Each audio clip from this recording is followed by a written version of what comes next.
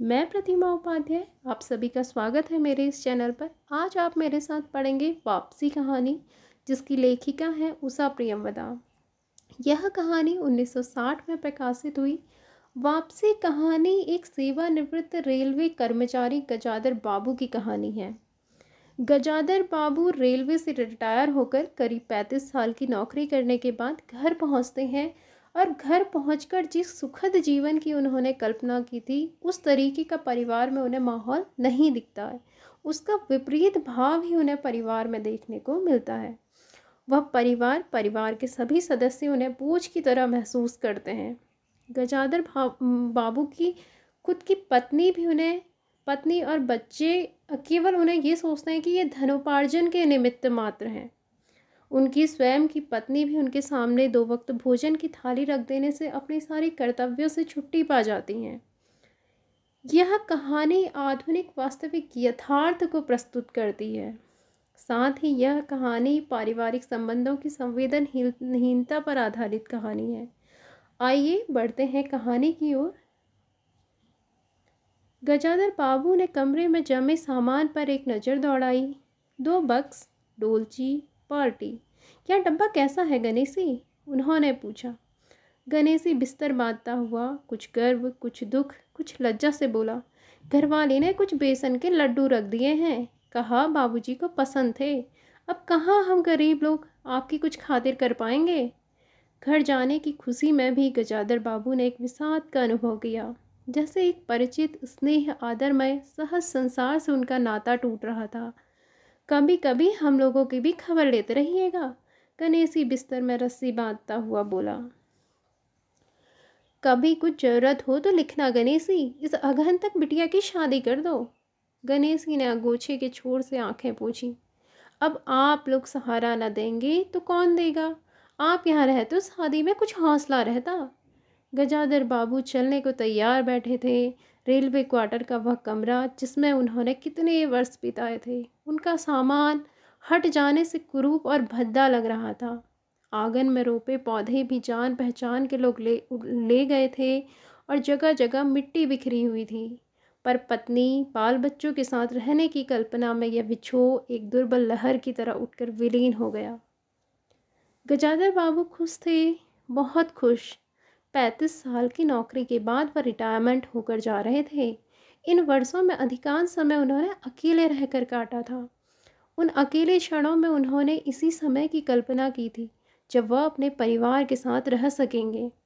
इसी आशा के सहारे वह अपने अभाव का बोझ ढो रहे थे। संसार की दृष्टि में उनका जीवन सफल कहा जा सकता था। उन्होंने शहर में एक मकान बनवा लिया था। बड़े लड़के अमर और लड़की कांति की शादियां कर दी थीं। 2 बच्चे ऊंची कक्षाओं में पढ़ रहे थे। गजादर बाबू नौकरी के कारण प्राय छोटे छोटे स्टेशनों पर रहे और उनके बच्चे तथा पत्नी शहर में, जिससे पढ़ाई में बाधा न हो। गजादर बाबू स्वभाव से बहुत स्नेही व्यक्ति थे और स्नेह के आकांक्षी भी। जब परिवार साथ था, ड्यूटी से लौटकर बच्चों से हंसते बोलते, पत्नी से कुछ मनोविनोद करते। उन सबके चले जाने से उनके जीवन में गहन सूनापन भर उठा। खाली क्षणों में उनसे घर में टिका न जाता। कभी प्रकृति के न होने पर भी उन्हें पत्नी की स्नेहपूर्ण बातें याद आती रहती। दोपहर में गर्मी होने पर भी 2 बजे तक आग जलाए रहती और उनके स्टेशन से वापस आने पर गर्मा गर्म रोटियां सेकती। उनके खा चुकने और मना करने पर भी थोड़ा सा कुछ और थाली में परोस देती और बड़े प्यार से आग्रह करती। जब वह थके हारे बाहर से आते तो उनकी आहट पर वह रसोई के द्वार पर निकल आती और उनकी सलज्ज आंखें मुस्कुरा उठती। गजादर बाबू को तो हर छोटी बात भी याद आती और वह उदास हो उठते। अब कितने वर्षों बाद यह अवसर आया था जब वह फिर उसी स्नेह और आदर के मध्य रहने जा रहे थे। टोपी उतारकर गजादर बाबू ने चारपाई पर रख दी, जूते खोलकर नीचे खिसका दिए। अंदर से रह रह कर कह-कहों की आवाज़ आ रही थी। इतवार का दिन था। उनके सब बच्चे इकट्ठे होकर नाश्ता कर रहे थे। गजादर बाबू के सूखे चेहरे पर स्निग्ध मुस्कान आ गई। उसी तरह मुस्कुराते हुए वह बिना खांसे अंदर चले आए। उन्होंने देखा कि नरेंद्र कमर पर हाथ रखे शायद गत रात्रि की फिल्म में देखे गए किसी नृत्य की नकल कर रहा था, और बसंती हंस हंस कर दोहरी हो रही थी। अमर की बहू को अपने तन बदन आंचल या घूंघट का कोई होश न था और वह उन्मुक्त रूप से हंस रही थी। गजाधर बाबू को देखते ही नरेंद्र धप से बैठ गया और चाय का प्याला उठाकर मुंह से लगा लिया। बहू को होश आया और उसने झट से माथा ढक लिया। केवल बसंती का शरीर रह रहकर हंसी दबाने के प्रयत्न में हिलता रहा। गजाधर बाबू ने मुस्कुराते हुए उन लोगों को देखा, फिर कहा, क्यों नरेंद्र, नकल हो रही थी? कुछ नहीं बाबूजी, नरेंद्र ने सिटपिटाकर कहा। गजाधर बाबू ने चाहा था कि वह भी इस मनोविनोद में भाग लेते, पर उनके आते ही जैसे सब कुंठित और चुप हो गए। इससे उनके मन में थोड़ी सी खिन्नता उपज आई।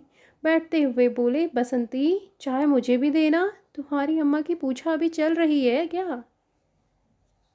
बसंती ने माँ की कोठरी की ओर देखा। अभी आती होगी, और प्याले में उनके लिए चाय छानने लगी। वह चुपचाप पहले ही चली गई थी। बहू चुपचाप पहले ही चली गई थी। अब नरेंद्र भी चाय का आखिरी घूंट पीकर उठ खड़ा हुआ। केवल बसंती पिता के लिहाज में चौके में बैठी माँ की राह देखने लगी। गजाधर बाबू ने एक घूंट चाय पी, फिर कहा, बेटी, चाय तो फीकी है, लाइए चीनी और डाल दूँ।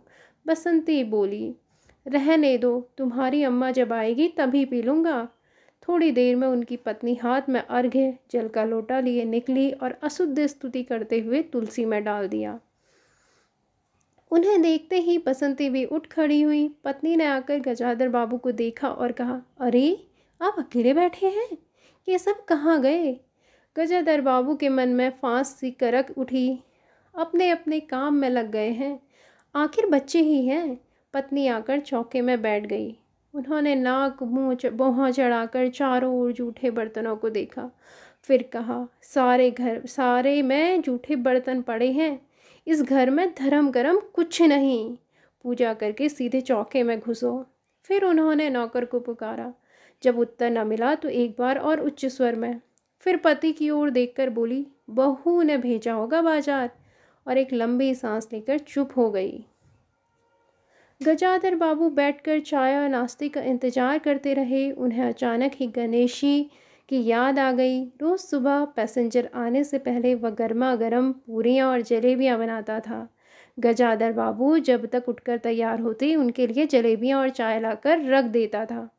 चाय भी कितनी बढ़िया, कांच के गिलास में ऊपर तक भरी लबालब, पूरे 2.5 चम्मच चीनी और गाढ़ी मलाई। पैसेंजर भले ही रानीपुर लेट पहुँचे, गणेशी ने चाय पहुँचाने में कभी देर नहीं की। क्या मजाल कि कभी उससे कुछ कहना पड़े। पत्नी की शिकायत भरा स्वर सुन उनके विचारों में व्याघात पहुंचा। वह कह रही थी, सारा दिन इसी खिचखिच में निकल जाता है, इस गृहस्थी का धंधा पीटते पीटते उम्र बीत गई, कोई जरा हाथ भी नहीं बटाता। बहू क्या किया करती है? गजाधर बाबू ने पूछा। पड़ी रहती है। बसंती को तो फिर कहो कि कॉलेज जाना होता है। गजाधर बाबू ने जोश में आकर बसंती को आवाज़ दी। बसंती भाभी के कमरे से निकली तो गजाधर बाबू ने कहा, बसंती, आज से शाम का खाना बनाने की जिम्मेदारी तुम पर है, सुबह का भोजन तुम्हारी भाभी बनाएगी। बसंती मुंह लटकाकर बोली, बाबूजी, पढ़ना भी तो होता है। गजाधर बाबू ने प्यार से समझाया, तुम सुबह पढ़ लिया करो, तुम्हारी माँ हुई बूढ़ी, उनके शरीर में अब वह शक्ति नहीं बची, तुम हो, तुम्हारी भाभी है, दोनों को मिलकर काम में हाथ बटाना चाहिए। बसंती चुप रह गई। उसके जाने के बाद उसकी माँ ने धीरे से कहा, पढ़ने का तो बहाना है, कभी जी ही नहीं लगता, लगे कैसे सीला से ही फुर्सत नहीं, बड़े बड़े लड़के हैं उस घर में, हर वक्त वहाँ घुसा रहना मुझे नहीं सुहाता, मना करूँ तो सुनती नहीं। नाश्ता कर गजाधर बाबू बैठक में चले गए। घर छोटा था और ऐसी व्यवस्था हो चुकी थी कि उसमें गजाधर बाबू के रहने के लिए कोई स्थान न बचा था। जैसे किसी मेहमान के लिए कुछ अस्थायी प्रबंध कर दिया जाता है, उसी प्रकार बैठक में कुर्सियों को दीवार से सटाकर बीच में गजाधर बाबू के लिए पतली सी चारपाई डाल दी गई थी। गजाधर बाबू उस कमरे में पड़े पड़े कभी कभी अनायास ही इस अस्थायित्व का अनुभव करने लगते उन्हें याद हो आता उन रेलगाड़ियों की जो आती और थोड़ी देर रुककर किसी और लक्ष्य की ओर चली जाती। घर छोटा होने के कारण बैठक में ही अब उनका प्रबंध किया था। उनकी पत्नी के पास अंदर एक छोटा कमरा अवश्य था, पर वहाँ एक और अचारों के मर्तबान, दाल चावल के कनस्तर और घी के डब्बे से घिरा था। दूसरी ओर पुरानी रजाइयाँ दरियों में लिपटी और रस्सी से बंधी रखी थीं। उनके पास एक बड़े से टीन के बक्स में घर भर के गर्म कपड़े थे। बीच में एक अलगनी बंधी हुई थी जिस पर प्रायः बसंती के कपड़े लापरवाही से पड़े रहते थे। वह भरसक उस कमरे में नहीं जाते थे। घर का दूसरा कमरा अमर और उसकी बहू के पास था। तीसरा कमरा जो सामने की ओर था बैठक था। गजाधर बाबू के आने से पहले उसमें अमर की ससुराल से आया बेंत की 3 कुर्सियों का सेट पड़ा था। कुर्सियों पर नीली गद्दियाँ और बहू के हाथों के कढ़े कुशन थे। जब कभी उनकी पत्नी को कोई लंबी शिकायत करनी होती तो अपनी चटाई बैठक में डाल पड़ जाती थी। वह एक दिन चटाई लेकर आ गई। गजाधर बाबू ने घर गृहस्थी की बातें छेड़ी। वह घर का रवैया देख रहे थे। बहुत हल्के से उन्होंने कहा कि अब हाथ में पैसा कम रहेगा, कुछ खर्च कम होना चाहिए। सभी खर्च तो वाजिब हैं, किसका पेट काटूं। यही जोड़ गांठ करते करते बूढ़ी हो गई, ना मन का पहना ना ओढ़ा। गजाधर बाबू ने आहत विस्मित दृष्टि से पत्नी को देखा। उनसे अपनी हैसियत छुपी ना थी। उनकी पत्नी तंगी का अनुभव कर उसका उल्लेख करती। यह स्वाभाविक था, लेकिन उसमें सहानुभूति का पूर्ण अभाव गजाधर बाबू को बहुत खटका।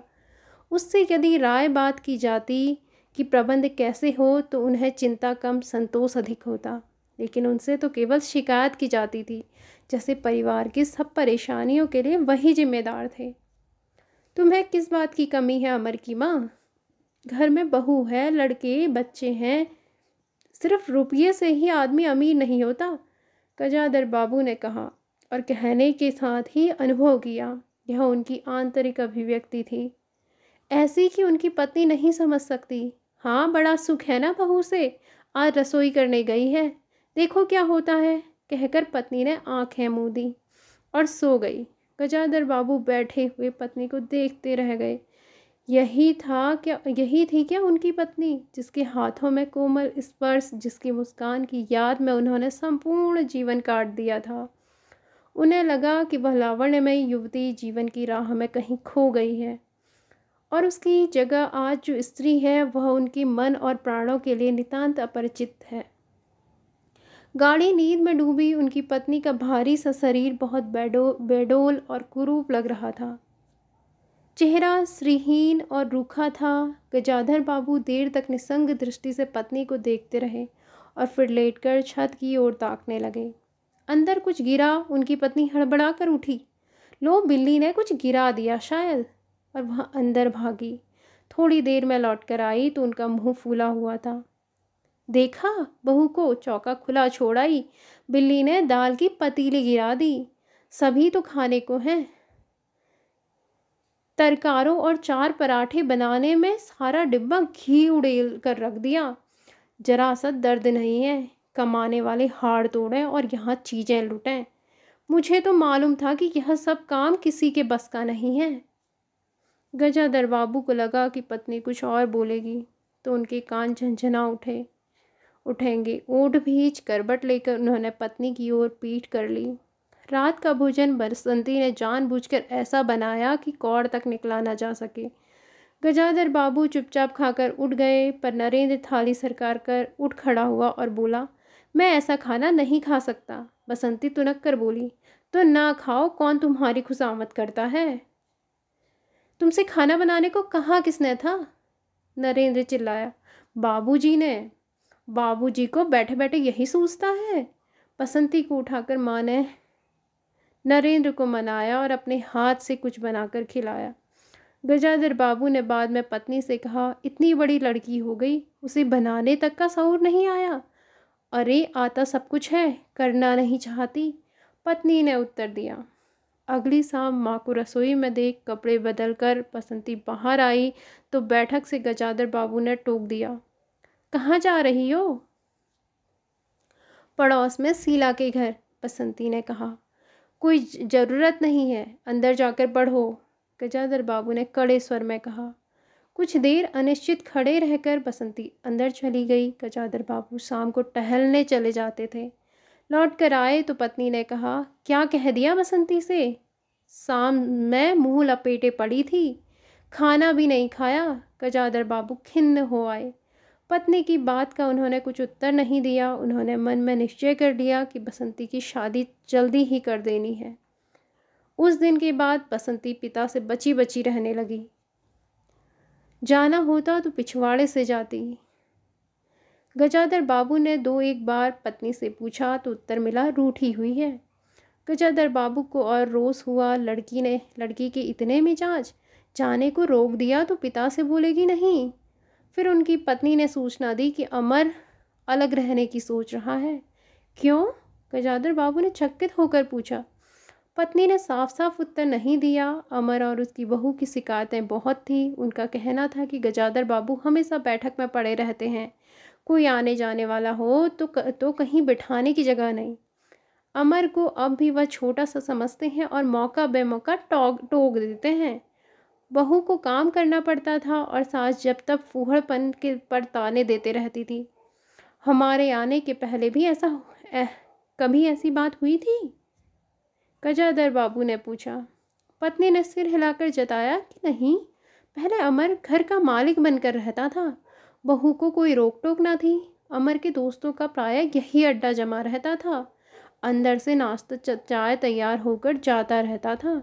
बसंती को भी वही अच्छा लगता था। गजाधर बाबू ने बहुत धीरे से कहा, अमर से कहो जल्दबाजी की कोई ज़रूरत नहीं है। अगले दिन वह सुबह घूमकर लौटे तो उन्होंने पाया कि बैठक में उनकी चारपाई नहीं है। अंदर आकर पूछने वाले ही थे कि उनकी दृष्टि रसोई के अंदर बैठी पत्नी पर पड़ी। उन्होंने यह कहने को मुँह खोला कि बहू कहाँ है, पर कुछ याद कर चुप हो गए। पत्नी की कोठरी में झांका तो आचार, रजाइयों और कन्हस्तरों के मध्य अपनी चारपाई लगी पाई। गजाधर बाबू ने कोट उतारा और कहीं टांगने को दीवार पर नज़र दौड़ाई, फिर उसे मोड़कर अलगनी के कुछ कपड़े खिसकाकर एक किनारे टांग दिया। कुछ खाए बिना ही अपनी चारपाई पर लेट गए। कुछ भी हो, मन आखिरकार बूढ़ा ही था। सुबह शाम कुछ देर टहलने अवश्य चले जाते, पर आते आते थक उठते थे। गजाधर बाबू को अपना बड़ा सा खुला हुआ क्वार्टर याद आ गया। निश्चिंत जीवन, सुबह पैसेंजर ट्रेन आने पर स्टेशन की चहल पहल, चिर परिचित चेहरे और पटरी पर रेल की पहियों की खटखट जो उनके लिए मधुर संगीत की तरह था। लेटे हुए वह घर के अंदर से आते विविध स्वरों को सुनते रहे। बहू और सास की छोटी सी झड़प, बाटी पर खुले नल की आवाज़, रसोई के बर्तनों की खटपट और उसी में गौरैया का वार्तालाप। और अचानक ही उन्होंने निश्चय कर लिया कि अब घर की किसी बात में दखल न देंगे। यदि गृहस्वामी के लिए पूरे घर में एक चारपाई की जगह यही है तो यही सही, वे यहीं पड़े रहेंगे। अगर कहीं और डाल दी गई तो वहाँ चले जाएंगे। यदि बच्चों के जीवन में उनके लिए कहीं स्थान नहीं तो अपने ही घर में परदेसी की तरह पड़े रहेंगे। और उस दिन के बाद सचमुच गजाधर बाबू कुछ नहीं बोले। नरेंद्र मांगने आया तो बिना कारण पूछे उसे रुपए दे दिए। बसंती काफ़ी अंधेरा हो जाने के बाद भी पड़ोस में रही तो भी उन्होंने कुछ नहीं कहा। उन्हें सबसे बड़ा गम यह था कि उनकी पत्नी ने भी उनमें कुछ परिवर्तन लक्ष्य नहीं किया। वह मन ही मन कितना भार ढो रहे हैं, इससे वह अनजान ही बनी रही। बल्कि उन्हें पति के घर के मामले में हस्तक्षेप न करने के कारण शांति ही थी। कभी कभी कह भी उठती, ठीक ही है, आप बीच में ना पड़ा कीजिए, बच्चे बड़े हो गए हैं, हमारा जो कर्तव्य था कर रहे हैं, पढ़ा रहे हैं, शादी कर देंगे। गजाधर बाबू ने आहत दृष्टि से पत्नी को देखा। उन्होंने अनुभव किया कि वह पत्नी व बच्चों के लिए केवल धनोपार्जन के निमित्त मात्र हैं। जिस व्यक्ति के अस्तित्व से पत्नी मांग में सिंदूर डालने की अधिकारी है, समाज में उसकी प्रतिष्ठा है, उसके सामने वह 2 वक्त भोजन की थाली रख देने से सारे कर्तव्यों से छुट्टी पा जाती है। वह घी और चीनी के डब्बों में इतनी रमी हुई है कि अब वही उसकी संपूर्ण दुनिया बन गई है। गजाधर बाबू उसके जीवन की केंद्र नहीं हो सकते। उनका तो अब बेटी की शादी के लिए भी उत्साह बुझ गया। किसी बात में हस्तक्षेप न करने के निश्चय के बाद भी उनका अस्तित्व उस वातावरण का एक भाग न बन सका। उनकी उपस्थिति उस घर में ऐसी असंगत लगने लगी जैसे सजी हुई बैठक में उनकी चारपाई थी। उनकी खुशी एक गहरी उदासीनता में डूब गई। इतने सब निश्चयों के बावजूद भी गजाधर बाबू एक दिन बीच में दखल दे बैठे। पत्नी स्वभावानुसार नौकर की शिकायत कर रही थी, कितना लापरवाह है, बाजार की हर चीज़ में पैसा बनाता है, खाने बैठता है तो खाता ही चला जाता है।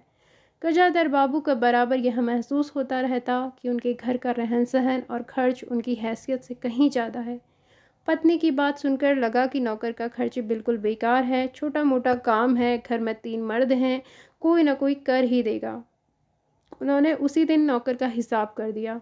अमर दफ्तर से आया तो नौकर को पुकारने लगा। अमर की बहू बोली, बाबूजी ने नौकर छुड़ा दिया। क्यों? कहते हैं खर्च बहुत है।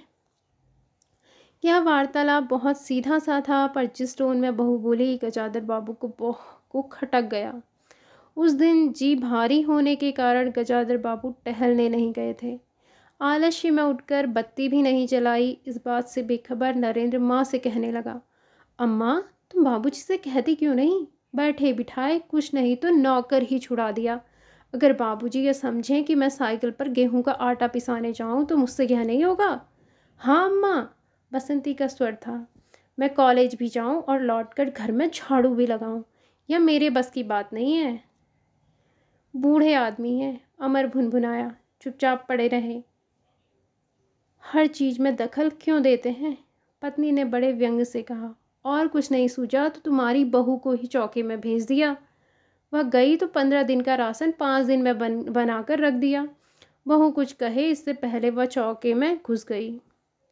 कुछ देर में अपनी कोठरी में आई और बिजली जलाई तो गजाधर बाबू को लेटे देख वह बड़ी सिटपटाई। गजाधर बाबू की मुख मुद्रा से वह उनके भावों का अनुमान न लगा सकी। वह चुप आंखें बंद किए लेटे रहे। गजाधर बाबू चिट्ठी हाथ में लिए अंदर आए और पत्नी को पुकारा। वह भीगे हाथ लिए निकली और आंचल से पोंछती हुई पास आ खड़ी हुई। गजाधर बाबू ने बिना किसी भूमिका के कहा, मुझे सेठ रामजी मल की चीनी मिल में नौकरी मिल गई है। खाली बैठे रहने से तो 4 पैसे घर में आए, वही अच्छा है। उन्होंने तो पहले ही कहा था, मैंने ही मना कर दिया था। फिर कुछ रुककर जैसे बुझी हुई आग में एक चिंगारी चमक उठे। उन्होंने धीमे स्वर में कहा, मैंने सोचा था कि परसों तुम सबसे अलग रहने के बाद अवकाश पाकर परिवार के साथ रहूँगा। खैर परसों जाना है, तुम भी चलोगी? मैं? पत्नी ने सकपकाकर कहा, मैं चलूँगी तो यहाँ का क्या होगा? इतनी बड़ी गृहस्थी, फिर सयानी लड़की, बीच बीच में। गजाधर बाबू ने हताश स्वर में कहा, ठीक है तुम यहीं रहो, मैंने तो ऐसे ही कहा था, और गहरे मौन में डूब गए। नरेंद्र ने बड़ी तत्परता से बिस्तर बांधा और रिक्शा बुला लाया। गजाधर बाबू का टीन का बक्स और पतला सा बिस्तर उस पर रख दिया गया। नाश्ते के लिए लड्डू और मठरी की डलिया उस पर रख गजाधर बाबू रिक्शे पर बैठ गए। एक दृष्टि उन्होंने अपने परिवार पर डाली, फिर दूसरी ओर देखने लगे। रिक्शा चल पड़ा। उनके जाने के बाद सब अंदर लौट आए। बहू ने अमर से पूछा, सिनेमा ले चलिएगा ना? बसंती ने उछल कर कहा, भैया हमें भी। गजाधर बाबू की पत्नी सीधे चौके में चली गई। बची हुई मठरियों को कटोरदान में रखकर अपने कमरे में लाई और कनस्तरों के पास रख दिया। फिर बाहर आकर कहा, अरे नरेंद्र, बाबूजी की चारपाई कमरे से निकाल दे, उसमें चलने तक की जगह नहीं है।